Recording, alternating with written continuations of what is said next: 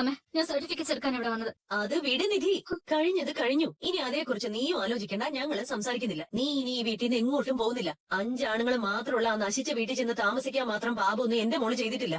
ഇനി എന്ത് വേണോന്ന് ഞങ്ങൾ തീരുമാനിച്ചോളാം. മോളെ, നീ ചെയ്തത് എത്ര വലിയ തെറ്റാണെങ്കിലും ദേ അച്ഛനടക്കം ഞങ്ങൾ എല്ലാവരും ക്ഷമിക്കും. നീ ഇവിടെ ഞങ്ങളോടൊപ്പം നിന്നാ മതി. അങ്ങനെ ഒരു കല്യാണം നിനക്ക് നടന്നിട്ടില്ല എന്ന് വെക്ക്. എനിക്ക് നടന്ന കല്യാണത്തെ കുറിച്ച് തർക്കിക്കാനല്ല ഞാനിവിടെ വന്നത്. എനിക്ക് വലുത് എന്റെ കരിയറാ. അതിന് എനിക്ക് എന്റെ സർട്ടിഫിക്കറ്റ്സും ID പ്രൂഫും വേണം. അതെന്താ മനസ്സിലാക്കാത്തെ? നിനക്ക് ജോലിക്ക് പോ, അത്രയല്ലേ ഉള്ളൂ. അതിന് വേറെ എവിടെയും പോയി നിൽക്കേണ്ട കാര്യമില്ല. ഇവിടെ നിന്നാ മതി. ജോലി ഞങ്ങൾ സംഘടിപ്പിച്ചു തന്നോളാം. അച്ഛാ, എനിക്ക് എന്റെ സർട്ടിഫിക്കറ്റ്സ് തന്നാൽ മാത്രം മതി. അതുമായിട്ട് നീ ഇവിടെ നിന്ന് പോവാൻ പോകുന്നില്ല നിധി.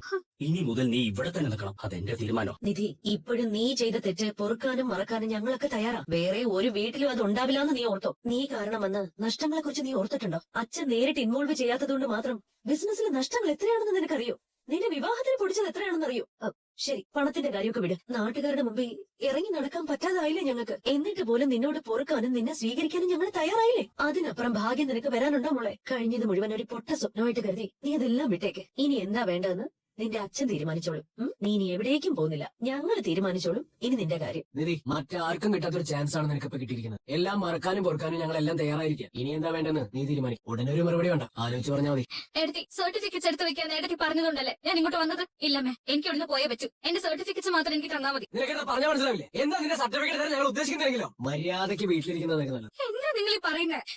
എനിക്ക് നിങ്ങൾ പറയുന്നത് കേൾക്കുമ്പോ പേടിയാവുക. ഞങ്ങളെ കാണുമ്പോഴും സംസാരിക്കുമ്പോഴും നിനക്ക് പേടി. എന്താ മുഴുക്കുടിനായ തന്തയും അയാളുടെ 4 ആൺമക്കളുള്ള ആ വീട്ടിൽ നിനക്ക് ഒരു പേടിയില്ല അല്ലെ? ആ വീടിനെ പറ്റി പറഞ്ഞു കേട്ട ശേഷം ഒരു നിമിഷം പോലും എനിക്ക് സ്വസ്ഥമായിട്ട് ഇരിക്കാൻ പറ്റിയിട്ടില്ല. നീ തിരിച്ചു വന്ന ശേഷവും അതേ വീട്ടിലേക്ക് തന്നെ നിന്നെ തിരിച്ചയക്കാൻ ഞങ്ങൾക്ക് എന്താ ഭ്രാന്തുണ്ടോ മോളെ? ഇല്ല, ഇനി നീ ഇവിടുന്ന് പോവില്ല. പോവാൻ ഞങ്ങൾ സമ്മതിക്കില്ല. ഇല്ലമ്മേ, ഇത് വീണ്ടും എന്നെ ട്രാപ്പിലാക്കാനുള്ള ചതിയാ. എനിക്ക് തിരിച്ചു പോണം. കേട്ടില്ല, നമ്മളെ നോക്കിപ്പോ ചതിയന്മാര്. അവന്റെ വീട്ടുകാരല്ല. ഒരിക്കൽ ജീവൻ പോയെന്ന് കരുതി തിരിച്ചു വന്നതാ നിന്റെ അച്ഛൻ. അച്ഛൻ ജീവനോടെ ഇരിക്കേണ്ടതാണോ നിന്റെ ആഗ്രഹം? നിന്നെ കുറിച്ച് ഓർത്ത് എല്ലാ ദിവസവും ഞങ്ങൾ ചത്തതുപോലെ ജീവിക്കണം. ഞങ്ങളെക്കാളും പ്രധാനം നിനക്ക് ആ വീടാണോ നിധി? അമ്മേ, ഞാൻ ആ വീടിനെ കുറിച്ച് പറയുന്നേ ഇല്ല. ഇന്ന് ഞാൻ വന്നത് എന്റെ സർട്ടിഫിക്കറ്റ്സ് തിരികെ വാങ്ങിക്കാനാ. അതെനിക്ക് തിരികെ തരണം. ദയവ് ചെയ്ത് എന്റെ സർട്ടിഫിക്കറ്റ്സും ആധാർ കാർഡും പാൻ കാർഡും എനിക്ക് വേണം അമ്മേ.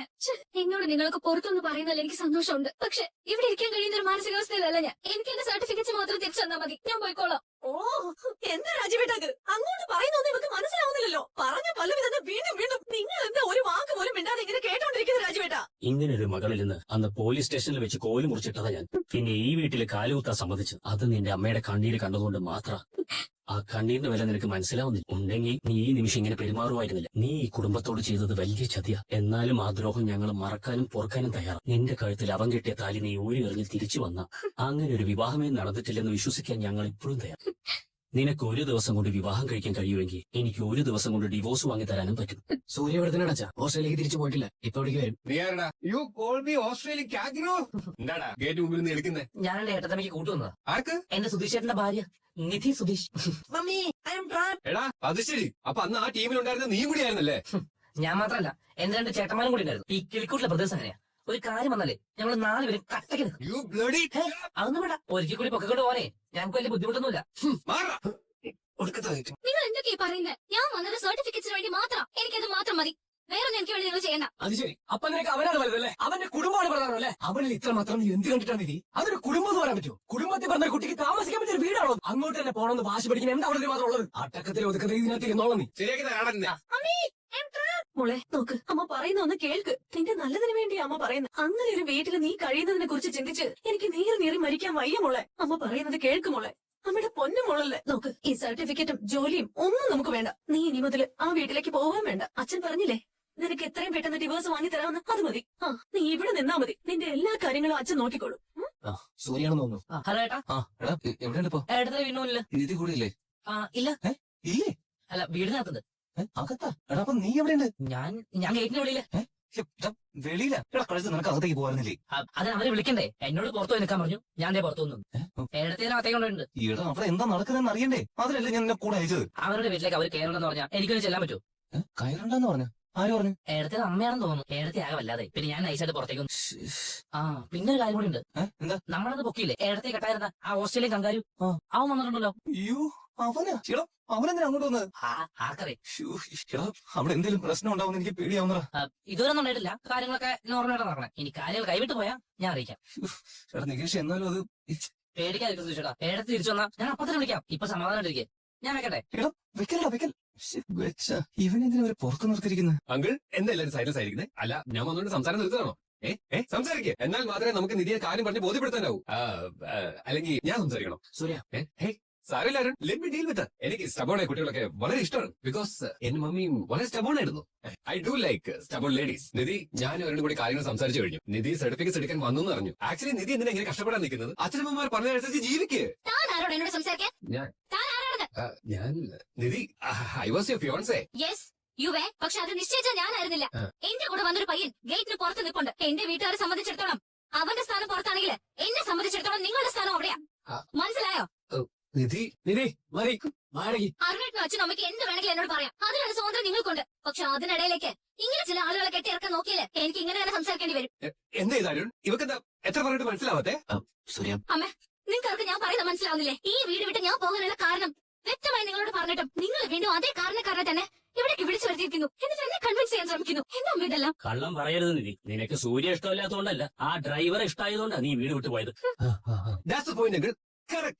അതാണ് ശരി ഇനി ഞാൻ എന്തൊക്കെ പറഞ്ഞാലും നിങ്ങൾക്ക് മനസ്സിലാവില്ല നിങ്ങൾക്ക് മനസ്സിലാക്കി തരാൻ ഞാൻ ശ്രമിക്കുന്നില്ല എന്റെ സർട്ടിഫിക്കറ്റ്സ് ID പ്രൂഫ് മാത്രം നിങ്ങൾ എനിക്ക് തന്നാൽ മതി ഞാൻ അതുമായിട്ട് മടങ്ങിക്കോളാം ഓ നീ വീണ്ടും എന്നെ അപമാനിക്കാൻ വന്നതാണ് അന്ന് പോലീസ് സ്റ്റേഷനിൽ വെച്ച് നീ എന്നെ അപമാനിച്ചു അതിനുശേഷം എല്ലാം മറക്കാനും പൊറക്കാനും നിന്റെ അമ്മ കാല് പിടിച്ച് അപേക്ഷിച്ചതുകൊണ്ടാ ഈ വരുമ്പോൾ ഞാൻ ഉണ്ടാവുമെന്ന് സമ്മതിച്ചത് അപ്പോഴും സർട്ടിഫിക്കറ്റ്സ് വാങ്ങി തിരിച്ചുപോയി ആ വൃത്തേട്ടവന്റെ കൂടെ ജീവിക്കുമെന്ന് വാശി പിടിച്ച് നീ വീണ്ടും എന്നെ നാണകെടുത്തല്ലേ exactly uncle this is so ridiculous ഇല്ല രാജുവേട്ടാ അവൾ അവളുടെ വിഷമം പറഞ്ഞു എന്നല്ലേ ഉള്ളൂ നമ്മുടെ മോളല്ലേ അവള് നമ്മൾ അനുഭവിക്കുന്ന സങ്കടം എന്താണെന്ന് അവൾക്ക് അറിഞ്ഞൂടെ അവൾ എങ്ങോട്ടും ഇനി പോവില്ല അല്ലെ മോളെ എന്റെ മോള് നമ്മുടെ വാക്കുകൾ കേൾക്കും അവൾ ഈ വീട്ടിൽ താമസിക്കും അല്ലെ മോളെ ഇല്ല അമ്മ ഞാൻ പോവും എനിക്ക് പോണം ഞാൻ ഇവിടെ നിന്ന് എന്ത് കാരണം പറഞ്ഞ് ഇറങ്ങിപ്പോയോ ആ അന്തരീക്ഷം ഒരു തരുമ്പ് പോലും ഇവിടെ മാറിയിട്ടില്ല ഇപ്പോഴും നിങ്ങൾ സംസാരിക്കുന്നത് ആ പഴയ ഭാഷ തന്നെയാ അതേ ആവശ്യം തന്നെയാ നിങ്ങൾ ഇപ്പോഴും പറയുന്നത് ആ ആവശ്യം തെറ്റല്ലല്ലോ നിധി ഇത്രയായിട്ടും ഇയാളെ പോലൊരാള് എന്റെ ലൈഫിൽ എന്തിനാ ഇങ്ങനെ ഇടപെടാൻ നോക്കുന്നത് പോലും നിങ്ങൾ ആരെങ്കിലും അന്വേഷിക്കുന്നുണ്ടോ നിധി നീ ഇത്രയും ചെയ്തു നാട്ടുകാരുടെ മുമ്പിൽ ഇത്രയും നാണം കെടുത്തി ഇനിയും നിന്നെ വിവാഹം കഴിക്കാന്ന് പറഞ്ഞ ആളാ സൂര്യ ആ മനസ്സ് നിനക്ക് മനസ്സിലാവാഞ്ഞിട്ടാ കേട്ടില്ലേ ഇത്രയും നിങ്ങൾ എന്നെ മനസ്സിലാക്കിയിട്ടുള്ളൂ ഇനി ഇവിടെ നിൽക്കുന്ന ഓരോ നിമിഷവും എനിക്ക് പേടിയാ എനിക്ക് പോണം ഞാൻ ഉറപ്പായിട്ടും പോകും ഇനി നിങ്ങൾ അത് ഒരിക്കലും പുറത്തില്ലെങ്കിൽ എനിക്ക് പ്രശ്നമില്ല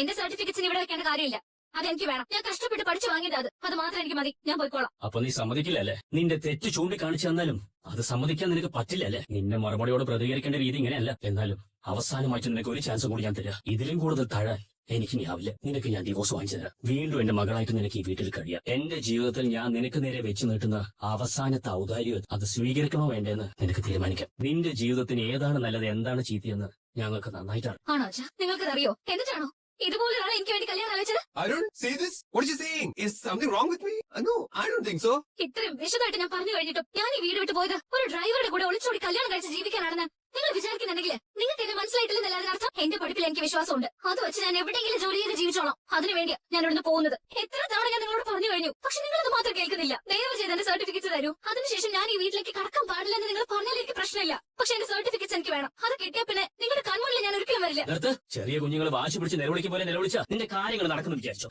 ഇതല്ലേ നിനക്ക് വേണ്ടത് ഇത് വെച്ചല്ലേ നീ സ്വപ്നം കണ്ടതുപോലെ ജോലി ചെയ്ത് ജീവിക്കാൻ പോകും നിനക്ക് ഞാൻ 2 ഓപ്ഷൻസ് തരാം ഈ സർട്ടിഫിക്കറ്റ്സ് നിനക്ക് വേണമെങ്കിൽ ഈ വീട്ടിൽ ഞങ്ങൾ പറയുന്ന പോലെ നീ ജീവിക്കണം എന്റെ അമ്മയടുത്തേയും കൂടി ചതിച്ചു എന്നെ എന്തെങ്കിലും പറഞ്ഞ് അവിടെ വരുത്തി അവിടെ പിടിച്ചു വെക്കാൻ അവർ പ്ലാൻ ചെയ്ത്